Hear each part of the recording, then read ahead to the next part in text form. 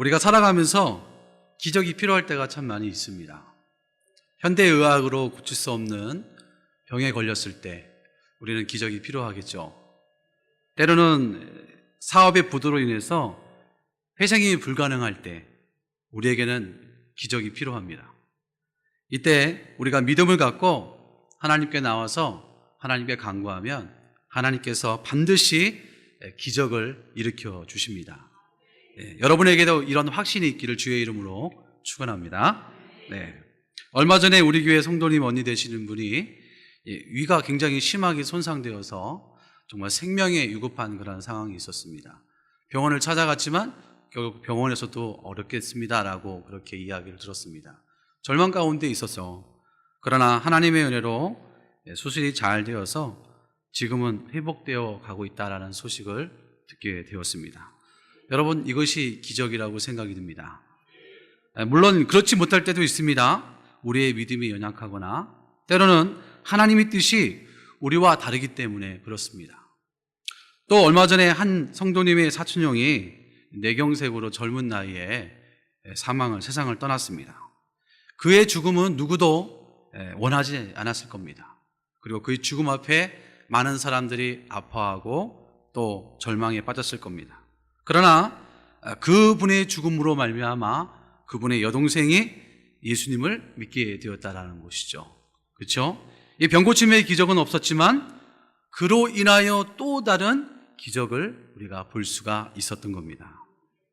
우리의 삶에서 일어나는 모든 일이 내 생각과 내 뜻대로 되지는 않지만 하나님의 뜻에 맞게 이루어져 가는 것을 우리가 믿음의 눈으로 볼 수 있는 우리 모두가 될 수 있기를 주님의 이름으로 축원합니다. 이 사실을 인정하고 받아들이는 것, 저는 이 믿음이 정말 큰 믿음이라고 믿습니다. 예수님이 공생의 사역을 시작하시기 전에요, 첫 번째 행하신 기적이 요한복음에 나와 있는 이 갈릴리 가나 혼인잔치 기적입니다. 물이 변하여 포도주가 된 사건이죠. 그런데 성경에 보면은 이 기적인데 기적이라고 기록하지 않고 뭐라고 기록되어 있는지 아십니까? 표적이라고 기록이 되어 있습니다. 다 같이 한번 읽어보겠습니다. 요한복음 2장 11절 말씀입니다. 시작.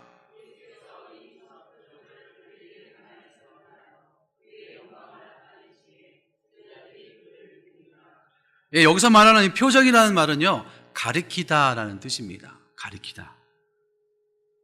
이 뜻은 신호 또는 어떤 표시라는 의미를 가지고 있습니다. 그러니까 이 표적이라는 말은요, 그 기적 그 이상의 의미를 내포되어 있는 겁니다. 그것이 무엇일까요? 바로 예수님이 하나님의 아들이라는 사실을 드러내는 거예요. 그 다음에 또 하나님의 영광을 나타내는 겁니다. 그리고 이 표적을 보고 제자들이 더 믿음이 좋아지는 것, 더 믿음을 갖게 되는 것, 이것을 우리는 표적이다 그렇게 이야기하고 있습니다. 여러분 삶 가운데 일어난 놀라운 일을 통해서 우리가 이 믿는 예수님은 하나님의 아들이시고 구원자이시고 그 일들을 통해서 하나님이 영광을 받으시고 또 그것을 본 자들이 예수를 믿게 되고 또 믿는 자들은 그 기적 같은 일들을 통해서 더 큰 믿음을 수여하게 되는 겁니다. 요한이 요한복음을 기록한 목적이 바로 여기에 있습니다.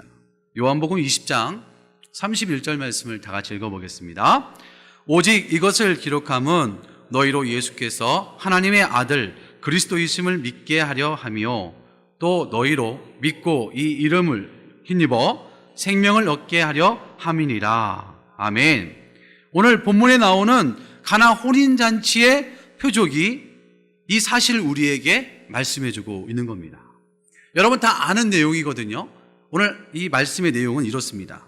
갈릴리 가나 마을에 결혼식이 있었어요. 아마도 예수님의 친척집인 것 같습니다. 왜냐하면 예수의 어머니가 그곳에서 며칠 동안 묵고 있었기 때문에 그래요. 또 그곳에는 예수님과 예수님의 제자들도 청함을 받았습니다. 요한과 야고보 가나 사람인 나다나엘, 또 갈릴리 출신이었던 베드로와 안드레도 그곳에 있지 않았을까 그런 생각을 합니다. 잔치는 신랑과 신부를 축복하는 축제 분위기 속에서 최고의 고조를 다다랐습니다. 그런데 결혼잔치에 뭐가 떨어졌습니까? 포도주가 떨어지는 거예요. 포도주가. 이때 마리아가 예수님께 찾아와서 이야기를 하죠. 잔치집에 포도주가 떨어졌구나. 어머니, 이 문제는 어머니가 내가 관여할 문제가 아닙니다. 지금은 때가 아닙니다. 그래서 예수의 어머니는 하인들에게 이렇게 말합니다. 그가 시키는 대로 무엇이든 하여라. 그때 예수님께서 유대인들이 정결 예식 때 쓰는 물 항아리 6개를 보시고 하인들에게 이렇게 이야기합니다. 항아리 물을 가득 채워라. 그리고 종들은 예수님의 말에 그 항아리에 물을 넘치도록 아구까지 채우죠. 그리고 이제 주전자에 가득 담아 잔치를 맡은 자들에게 갖다 주어라 라고 이야기합니다. 그때 종들이 어떻게 합니까? 그대로 순종을 하게 됩니다. 그런데 난리가 난 거예요. 이야, 어떻게 이럴 수가, 내가 알기에는 잔치집에 처음에는 좋은 포도주를 가지고 오다가 시간이 지나면 질 나쁜 포도를 주는데 이 집은 뭔가 좀 달라, 반대네 라고 하면서 사람들이 야, 최고야 얼마나 좋아하는지 신이 났습니다. 오늘 내용이 바로 이런 내용입니다. 근데 이 내용 속에서 하나님께서 우리에게 주시는 은혜들이 너무나 많이 있습니다. 그것이 뭐냐면, 첫째는 문제의 해결은 누구에게 있다고요? 예수님께 있다는 사실입니다. 요한복음 2장 3절 말씀을 다 같이 읽어보겠습니다. 시작.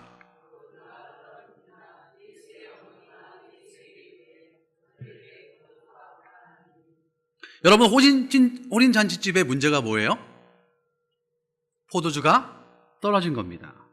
혼인잔치집에 포도주가 떨어졌다. 여러분 어떻게 하시겠습니까? 우리 같았으면 그냥 먹다가 떨어지면 뭐 손님들 알아서 돌아가겠지, 뭐 이런 생각을 할까요?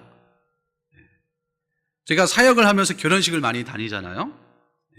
근데 결혼식장에서 이제 음식을 먹으러 가잖아요. 근데 음식을 먹으면서 갔다 오면 많은 분들이 이야기를 많이 하죠. 그렇죠? 신랑과 신부, 참 예쁘다, 아름답다, 이런 말을 하는 것보다는 사실 뭘 더 얘기하는지 아십니까? 음식에 대해서 얘기를 많이 합니다. 음식. 야, 그 음식 참 맛이 없더라. 야, 그 음식 참 맛있더라. 그렇죠? 공감하십니까? 죄송합니다. 제 생각인가? 그런 얘기를 많이 해요. 그만큼 뭐가 중요하다고요? 잔치집의 음식은 엄청나게 중요한 겁니다. 혼주에게 있어서 하객들에게 최고의 감사 표현이 바로 맛있는 음식을 준비하는 것이거든요. 예식장에 음식이 맛이 없다, 그렇게 소문나면은 사람들이 그 예식장 예약을 할까요? 예약을 안 합니다. 예약을 안 해요. 그런데 오늘 본문에 보니까 가장 하이라이트인 이날 포도주가 떨어진 거예요. 포도주가. 당시에는요, 포도주가 떨어지면 어떻게 됐냐면 이거는 집안의 수치고 마을의 수치라고 생각을 했습니다. 평생 사람들은 입에서 뭐가 오르락내리락 해요. 야, 그 집 예전에 결혼식 있었는데 아이고야, 음식도 준비 안 해갖고 떨어졌어. 그런 이야기가 계속 들리는 게 되겠죠. 그렇죠? 그리고 혼주는 큰 욕을 먹을 것이 분명한 사실입니다. 오늘날 같으면 어떻게 해요? 오늘날 같으면 빨리 가서 마트 가서 사갖고 와갖고 대접하면 되잖아요. 그런데 그러지도 못하고 있어요. 발만 동동 구르고 있는 그런 상황입니다. 이때 누가 나타날까요? 마리아가 나타납니다. 마리아가. 만약에 여러분이 그 상황에 처해 있다 그러면 저는 좀 생각을 했어요. 저 같으면 가만히 있을 것 같습니다. 왜냐하면 내 일이 아니잖아요. 그건 그 주인이 알아서 할 일이잖아요. 그렇죠? 그런데 마리아는 그렇게 하지 않았습니다. 왜 그럴까요? 친척이기 때문에 그런 거예요. 그 일이 남의 일이 아니라 누구의 일이에요? 내 일이라고 생각을 한 거예요. 오늘날 말하면 그 뭐라고요? 오지랖이 그런 상황이 된 거예요. 여러분, 이 사실을 통해서 우리에게 주는 은혜가 있습니다. 뭐냐면, 여러분, 나의 일, 나의 가족만 내 일이라고 생각하면 안 된다는 거예요. 교회의 일, 셀 일, 유아부, 초등부, 청소년부, 그 믿음의 공동체 안에서 일어나는 모든 일들은 누구의 일이 될 수 있다고요? 우리의 일이 될 수 있는 거예요. 내 일이 될 수 있는 거예요. 하나님이 그걸 우리에게 요구하시는 거예요. 그리고 마리아를 통해서 놀라운 기적을 일으키시잖아요. 자, 포도주가 떨어진 이 시점에서 우리가 사실 할 수 있는 거 있어요, 없어요? 없거든요.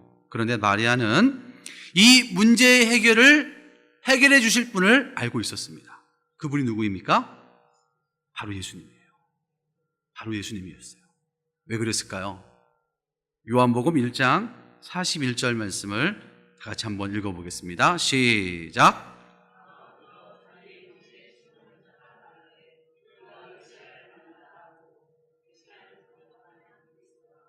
네, 예수님이 태어나면서부터 마리아는 예수님이 어떤 분이라는 사실을 알고 있었어요. 왜요? 성령으로 잉태했잖아요. 그리고 예수님이 다니시면서 놀라운 기사와 이적을 펴면서 많은 사람들이 그를 뭐라고 했다고요? 메시아다, 그리스도다, 하나님으로부터 보내심을 받은 자다 라는 사실을 누구보다 잘 알고 있었습니다. 그래서 포도주의 부족함을 해결할 수 있는 분은 오직 누구였다고요? 예수님밖에 없다. 이 사실을 누구보다 잘 알고 있었습니다. 왜냐하면 예수님은요, 문제보다 더 큰 분이시기 때문에 그런 거예요. 여러분 앞에 문제가 분명히 있습니다. 우리 삶을 살아가면서 문제 없는 사람이 없잖아요. 다 문제가 있습니다. 근데 그 문제만 보면은요, 거기서 끝나는 거예요. 그 문제 뒤에 누구를 봐야 된다고요? 예수님을 봐야 돼요. 예수님을 볼 수 있는 믿음이 있기를 주의 이름으로 축원합니다. 예수님은 하나님의 아들이십니다. 예수님은 구세주이기 때문에 그래서 기적의 시작은 예수님을 찾는 거예요. 예수님을 찾는 거예요. 예수님은 문제의 해답이시기 때문에 그런 겁니다. 또 기적의 시작은 부족으로부터 시작된다는 사실을 우리는 알 수가 있습니다. 본문에 보니까 포도주가 다 떨어진지라 이렇게 말씀하고 있습니다. 부족이라는 게 뭐예요? 결핍이잖아요. 결핍이거든요. 그래서 기적의 시작은 먼저 부족함을 알고 이 부족함을 채울 수 있는 예수님을 찾는 거예요. 예수님을 찾는 거예요. 왜요? 내가 부족한 것을 알고 있어야지만이 그 부족함을 채울 수 있는 예수님을 찾을 수 있게 되기 때문에 그런 것입니다. 그런데 안타깝게도요, 사람들은 예수님을 찾지 않습니다. 왜냐하면 풍족하기 때문에 그래요. 풍족하기 때문에, 넉넉하기 때문에 그래요. 그래서 갈수록 웰빙, 힐링 뭐 이런 것들이 계속 새로운 신조어들이 생겨나잖아요. 이제 먹고 사는 일에 지치지 않아요. 어렵지 않아요. 다 넉넉해요. 그러니까 이제 어떻게 해요? 금요일부터 토요일, 주일까지 다 산으로 들로 바다로 나가잖아요. 넉넉하기 때문에, 풍족하기 때문에 그런 거예요. 마가복음 10장 25절 말씀을 보면 낙타가 바늘기로 나가는 것이 부자가 하나님의 나라에 들어가는 것보다 쉬우니라 하시니. 여러분, 이 사실을 우리에게 말씀해 주고 있는 겁니다. 부족함을 느끼지 못하기 때문에 그런 거예요. 부족함을 느끼지 못하기 때문에 예수님이 필요할까요? 필요하지 않을까요? 예수님이 안 필요한 거거든요. 왜요? 넉넉하잖아요. 걱정이 없잖아요. 오히려 풍족한 상황에서는 예수님이 계시면 어떨까요? 불편해요. 예수님이 계시면 불편하잖아요. 내 마음대로 할 수 없으니까. 그렇죠? 예수님이 계시면 사실 내 인생에 어떻게 보면 걸림돌이 될 수 있어요. 왜요? 예수님의 생각과 우리의 생각은 다르기 때문에 그래요. 그래서요, 부족함은요, 축복입니다. 여러분 믿습니까? 부족함은 축복이에요. 여러분이 내가 정말 부족하다라는 것을 느끼고 고백하면 그것은 축복이 되는 겁니다. 예수님은 자신의 부족함을 알고 찾아온 사람들을 결코 그냥 돌려보낸 적이 한 번도 없습니다. 문둥병자, 이방여인, 안질뱅이, 귀머거리 누구든지 찾아오면 찾아온 사람의 문제를 다 해결해 주셨어요. 마태복음 11장 28절에 수고하고 무거운 짐진 자들아 다 내게로 오라 내가 너희를 쉬게 하리라. 할렐루야, 할렐루야. 다 부족함을 아는 사람들이었습니다. 오병이의 기적도요, 보리떡 5개와 물고기 2마리로 시작된 기적의 사건입니다. 뭘 말합니까?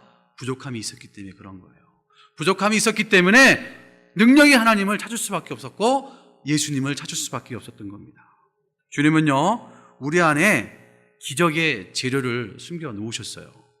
그것이 우리의 부족함입니다. 그래서 이 부족함은 장애가 아니라 기적의 재료가 되는 거예요. 나는 부족해서, 나는 능력이 없어서 결코 아닙니다. 마리아는 포도주가 부족한 것을 알고 예수님께 가져왔습니다. 여러분, 부족하지 않았다면 가나 혼인잔치의 기적은 없었을 겁니다. 문제 해결이 오직 예수님께 있다는 사실을 알았기 때문이에요. 부족함을 알고 주님께 가지고 나면 부족함을 더함으로 채워주시는 것이 바로 우리 예수님이라는 사실을 믿을 수 있기를 주님의 이름으로 축원합니다.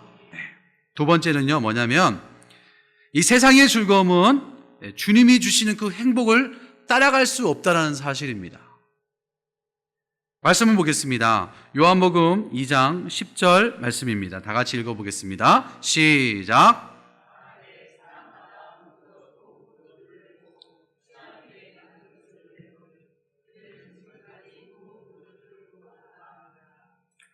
그 당시의 잔치집은요, 이 포도주에 따라서 잔치의 격이 다르다는 것을 봤습니다.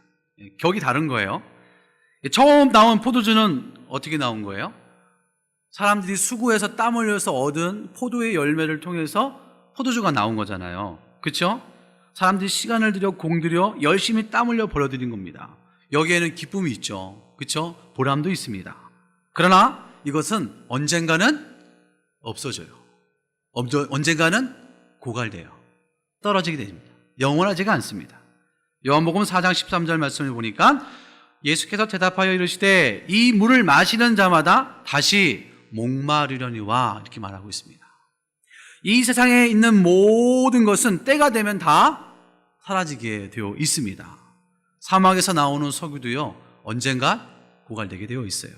건강도 즐거움도 만족도 행복도 부부간의 사랑도 영원하지 않습니다. 자식 간의 사랑도 영원하지 않습니다.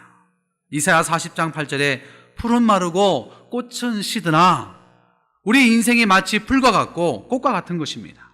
언젠가 때가 되면 다 시들어 말라 죽게 되어 있는 거예요. 그래서 전도서 기자는 말하기를, 전도서 1장 2절에 다 같이 시작. 전도자가 이르되 헛되고 헛되며 헛되고 헛되니 모든 것이 헛되도다. 여러분, 이 사실을 믿을 수 있기를 바랍니다. 본문에 혼인잔치집에 포도주가 떨어진 줄 여러분 누가 알았겠어요? 잔치집에 포도주가 떨어질 줄 누가 알았겠냐고요? 아무도 몰랐어요. 그때까지 사람들은요, 최상품의 포도주인 줄 알고 마시고 즐겼습니다. 그래서 사람들은 행복했어요. 그러나 포도주가 떨어지는 순간 사람들의 마음에 뭐가 들어왔을까요? 낙심이 들어온 거예요. 우리도 가지고 있는 것으로 기쁨을 구하다 떨어지면 어떻게 돼요? 인생의 위기를 만나잖아요. 승승장구하던 사업장이 갑자기 부도가 나서 망하면 어떻게 돼요? 인생이 고달프잖아요. 공고해지고 인생의 허물을 느끼게 되는 겁니다. 그때 주님이 주시는 기쁨을 누리면 누구든 간에 행복을 찾을 수 있게 되는 겁니다. 요한복음 4장 14절 말씀, 내가 주는 물을 마시는 자는 영원히 목마르지 아니하리니 내가 주는 물은 그 속에서 영생하도록 솟아나는 샘물이 되리라. 할렐루야. 세상에서 주는 물질, 명예, 부귀, 육신의 정욕, 안목의 정욕, 이생의 자랑 다 부질없다라는 것을 깨닫게 되는 거예요. 주님이 주신 은혜가 더 값지고 더 귀하다는 사실을 깨닫게 되게 되는 겁니다. 그래서 사람들은 이렇게 말하잖아요. 요한복음 2장 10절 같이 읽습니다. 시작.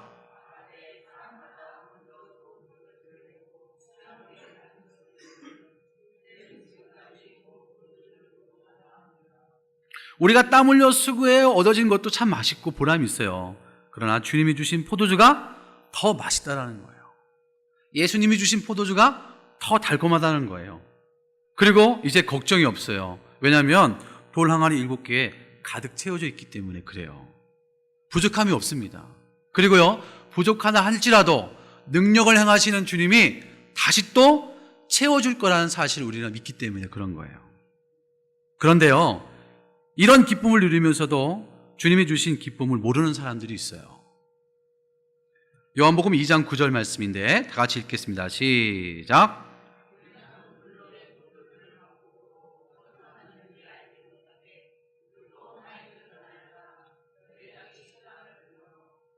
네, 연회장이 신랑을 불러 이렇게 맛 좋은 포도주가 어디서 났는지를 모르고 자기들끼리 막 즐거워하고 있잖아요. 야, 세상에 이렇게 좋은 데가. 여러분, 누가 주셨습니까? 예수님이 주셨어요. 여러분 믿으십니까? 여러분이 살고 있는 집, 여러분의 건강, 여러분의 자동차, 여러분이 입고 있는 옷, 그렇죠? 누가 주셨습니까? 예? 돈이 많아서 돈 주고서 여러분이 사신 거잖아요. 결국 누가 주신 거예요? 주님이 주신 거예요. 예수님이 주신 거예요. 여러분 건강 누가 주셨습니까? 주님이 주셨잖아요. 여러분 영생 누가 주셨습니까? 예수님이 주셨잖아요. 이 사실을 누구만 알고 있어요? 누구만 알고 있어요? 물떠온 하인들만 알고 있는 거예요. 물떠온 하인들만. 사랑하는 하나교회 성도 여러분, 이 땅에서 누려야 할 참 기쁨이 과연 무엇일까요? 마시고 누리고 즐겼던 하객들일까요? 하객들의 문제는 쾌락을 누리지만 원인을 모르고 있는 거예요. 여러분, 우리가 살아가면서도 풍족함을 느낄 때가 있잖아요. 예수 믿으면서도. 근데 그 사실을 모를 때. 현대인들의 특징이 있습니다. 그게 뭔지 아십니까? 누림이 누구 덕에 누리고 있는지 알지 못한다는 거예요. 우리 자녀들을 보죠. 이 세상 얼마나 살기 좋은 세상입니까? 신앙의 자유를 가지고 살아가는 것. 근데 너무나 마음이 아픈 건 누구 덕에 이렇게 신앙을 지키며 자유롭게 신앙생활하며 살아가고 있는지를 모른다는 거거든요. 알고 있으면 철드는 거예요. 그렇죠? 그러나 물떠온 하인들은 압니다. 알지만 자신들은요, 그 즐거움을 누릴까요? 못 누릴까요? 못 누리고 있어요, 지금요. 그냥 바라만 보고 있는 거예요. 그 향내나는 포도주를 즐기지는 못했지만 분명한 것은 예수님이 하셨다는 걸 분명히 알거든요. 그렇기 때문에 예수님의 그 은혜를 이들이 알고 있는 거예요. 예수님의 그 능력을 이들이 알고 있는 거예요. 예수님의 사랑을 알고 있는 거예요. 은혜를 아는 것, 여러분 주님의 사랑을 경험하는 것, 여러분 이것이 가장 세상에서 행복하다는 사실을 믿을 수 있기를 주의 이름으로 축원합니다. 많이 가지고 있지만 누가 주신 거예요? 주님이 주신 거라는 사실을 알 때, 그때 비로소 참된 행복을 누리게 되는 거죠. 세 번째는 뭐냐면 순종하면 기적을 경험할 수 있다라는 것입니다. 요한복음 2장 7절과 8절 말씀을 다 같이 한번 읽어보겠습니다. 시작.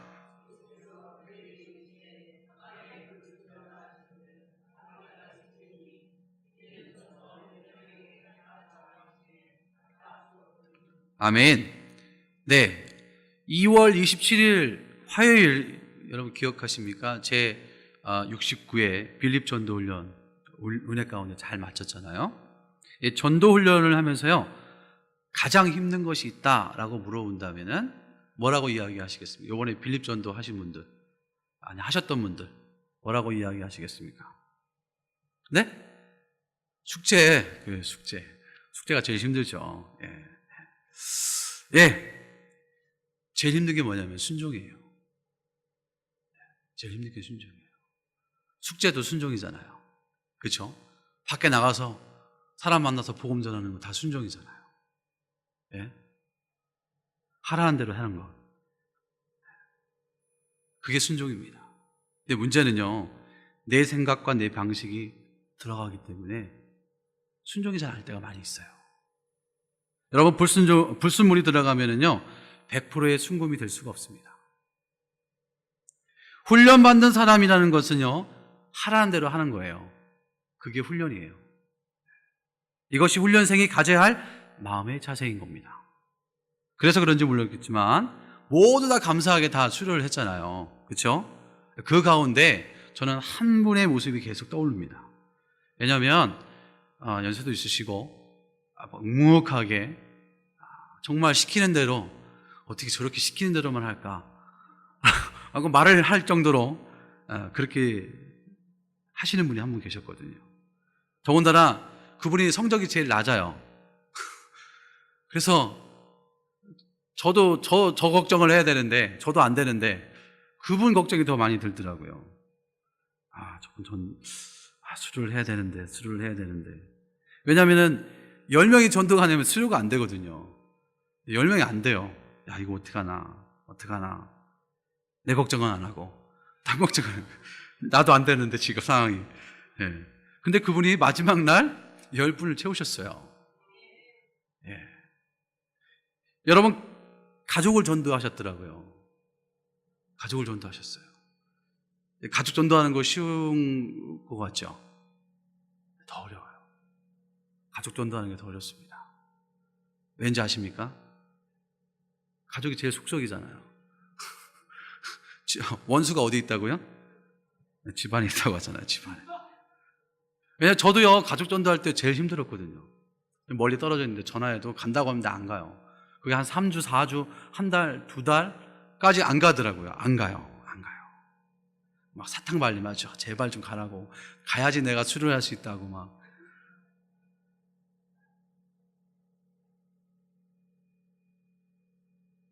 제가 그 경험을 알고 있으니까 그게 얼마나 어려운 건지 알아요. 그 어려움을 알기 때문에 이게 순종의 열매구나. 순종의 열매구나. 오늘 본문에서도요, 순종의 사람들이 나옵니다. 2장 4절 말씀을 볼까요? 요한복음 같이 읽겠습니다. 시작.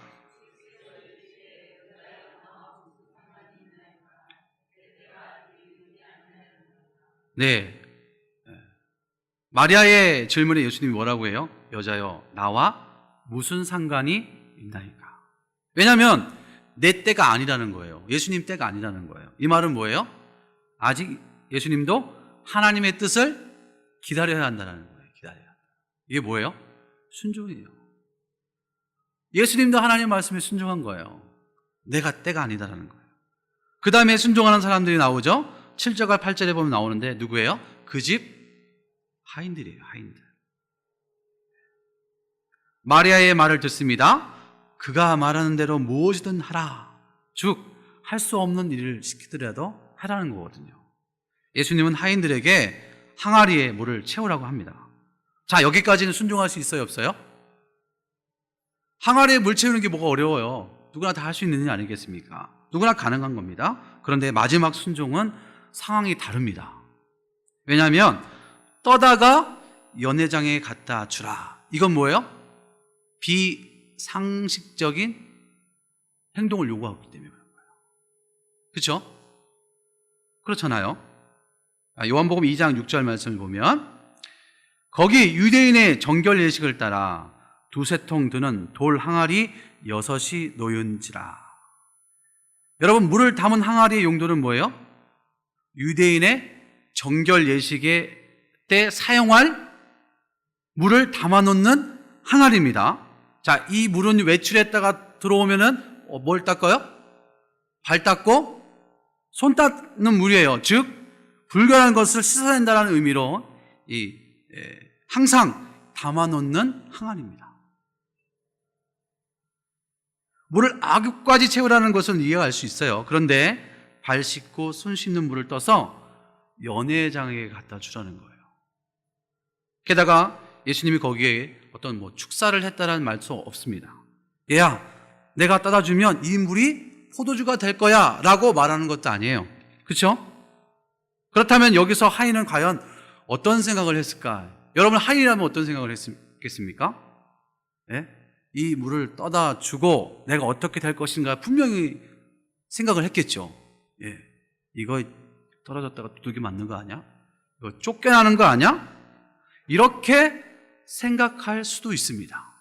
아니면 누군가 이렇게 말할 수도 있습니다. 이놈들 봐라, 감히 여기가 어디라고 손 씻고 발 씻는 물을 여기로 가져가? 라고 책망을 받을 수 있는 상황입니다. 그러겠죠?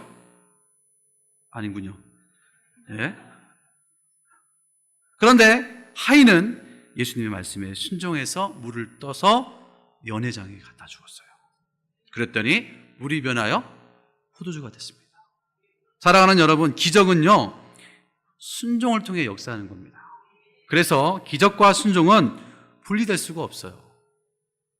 내가 순종하지 않고 기적을 바라는 것은요, 이건 뭔가 잘못된 거예요. 순종하는 곳에는 기적이 있고, 기적이 있는 곳에는 뭐가 있어야 돼요? 순종이 있어야 되는 거예요. 순종.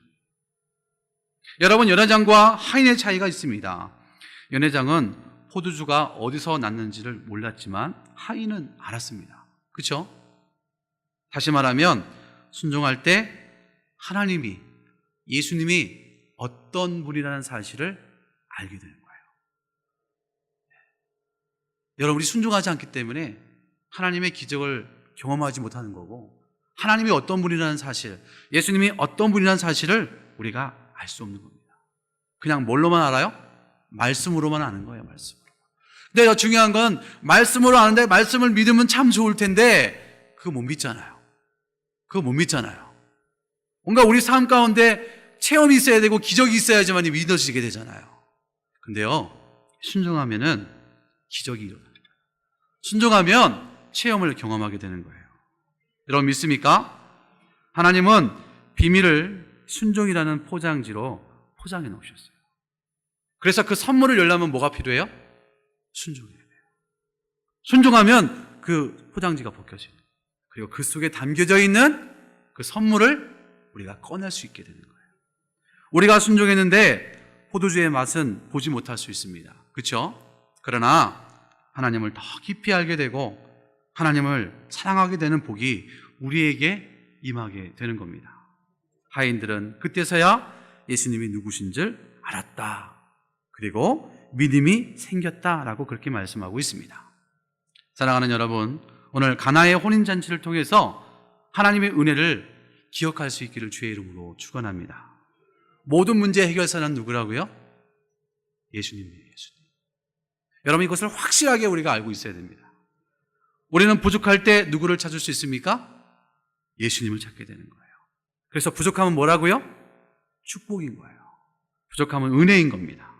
세상의 기쁨보다 주님이 주시는 기쁨이 영원하다는 사실을 우리가 알고 있어야 돼요. 기적은 어디서부터 시작된다고요? 순종부터 시작되는 거예요. 이 기적의 주인공이 지금 이곳에 앉아있는 저와 여러분들이 될 수 있기를 다시 한번 주님의 이름으로 축원합니다.